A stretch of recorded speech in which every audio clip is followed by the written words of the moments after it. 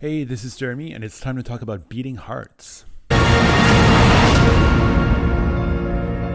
So, this is a French film that was in competition at the Cannes Film Festival back in May. The French title is L'amour ouf, which translates as Crazy Love. And I have no idea where I got this, but I feel like I saw this all over. I was under the impression that this was a musical. It is not.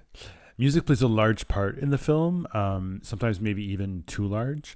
And there's a big dance sequence between two of the characters, but it's not a musical. The film tells the story of two teens who fall in love. Something happens in the middle, and then they reconnect as adults. It feels kind of like a Romeo and Juliet type of thing, except that the families aren't really opposing anything. They're just seemingly on two different tracks when they meet, and then obviously their lives change forever when they meet. The film was directed by Gilles Lelouch, who is a big A-list actor in France. He's directed a bunch of features. I haven't seen any of them, but I remember his last one. I saw the trailer a lot in theaters when it was coming out. The French title is Le Grand Bain, but in English it's Sink or Swim. The adult versions of the lovers are played by François Civil and Adèle Exarchopoulos. Two of the hottest, most exciting actors working in France. Adele is a favorite of mine. I would say she's maybe even in my top 5 favorite actresses of all time. She's so exciting to watch, so authentic, so natural. I've really never seen her give a bad performance. I seek out all of her films. Unfortunately, not all of them get released in Canada, but when I can find them, I eat them up. She won a César, which is the French Oscars, for Best Supporting Actress last year for her performance in All Your Faces, French title Je verrai toujours vos visages, which is one of the most emotionally arresting films I've ever seen. It was in my top 10 favorite movies of last year. I don't think it's streaming in Canada, but it's a fucking masterpiece. She first came to everybody's attention in Blue is the Warmest Color in 2013, for which she was awarded the Palme d'Or at Cannes. The prize was shared between her, Léa Seydoux, the other actress, and the director. She's since given amazing performances in a bunch of films. Just to name a few, I'm going to name the English titles. Orphan, Racer and the Jailbird, Sibylle, Mandibles, The Stronghold, Zero Fucks Given, which I think is on Mubi, The Five Devils, Wing Women, which is on Netflix. She hasn't broken into American films yet. She had a voice role in Inside Out 2 from this year. But I think it's just a question of time until people really discover her and she works in America. She had a memorable role in Ira Sachs' Passages from last year as well.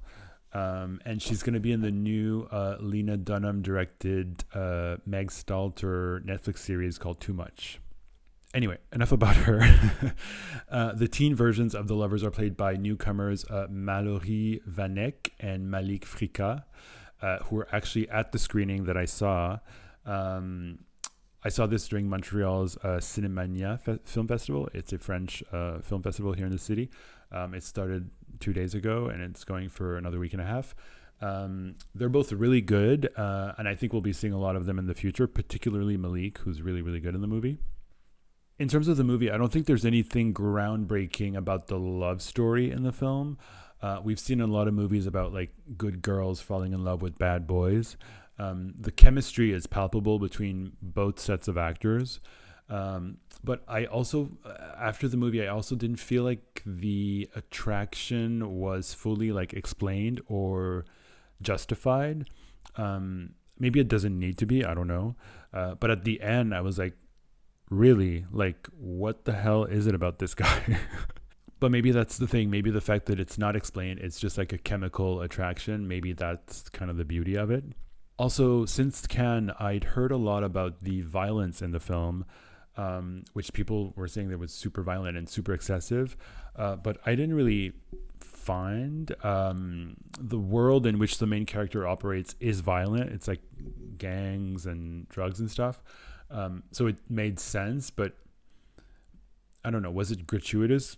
Sure, but isn't all violence gratuitous. But what makes this like kind of special is the cinematography, and kind of the camera work, which is doing a lot, maybe even too much at times. But it's swirling around. We're shooting shit upside down. It doesn't add much to the story. It just creates this kind of weird rhythm and like whimsical feeling, and that is becomes like a quality of the film and makes it super special.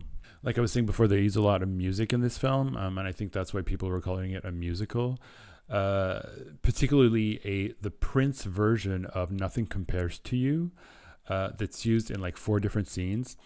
And I feel like I'd never heard this version before. I always knew Prince wrote that song, but if I'd heard him sing it, like I'd completely forgotten about it. And it's a very important song in the movie. And the film is 2 hours and 45 minutes, which felt like a big undertaking. I went there straight from work and I was like not in the mood to sit there for so long, especially in the theater that we were in with like really like small like seats. But when it ended, I was like, oh, okay. Like it felt more like a 2 hour movie. I think the pacing is kind of perfect. And the fact that it's so long, you get invested in the characters and the story. So I think that's actually not a problem. But obviously, the reason I was interested in seeing this movie at all was the fact that Adele is in it. So the fact that they're like the first 2/3 of the movie, it's just the kids. Even though they're good, I was like, let's flash forward. Like, I want to see my girl. Um, but when we do get to her, she doesn't disappoint. There's a scene where she explodes in an argument with her father, played by Alain Chabat. That's just amazing. And then there's a scene in a phone booth that's scarier than like anything in phone booth with Colin Farrell. She always manages to give us like facial expressions and emotions that have like never been seen before. I don't know how she does it. She feels so raw and so authentic and organic. It's I all the time, like in every movie that I've seen her, she gives us that feeling. So like if you've only seen one of her, like if you've only seen Blue is the Warmest Color, like seek out her movies, like you will not be disappointed. So obviously this thing is never going to make any waves at the Oscars. It's two French Americans are never going to hear about this movie. Um, but when it came out last month in France, I hear the box office numbers are like through the roof. So it's probably going to be a big player at the César, the French Oscars. Also, that's why I was confused because when I thought it was a musical, I was like, oh shit, like there's two musicals by French directors that have violence in them because Emilia Perez is also directed by a French director. But turns out this is not a musical, so that's not a thing anymore. And when they were introducing the movie 2 nights ago, they did say that they had a distributor in Quebec, so they will be coming out in theaters here. Probably not in the US, but maybe you'll be able to find it somewhere once it gets to VOD. So if you're an Adele head like me, check it out.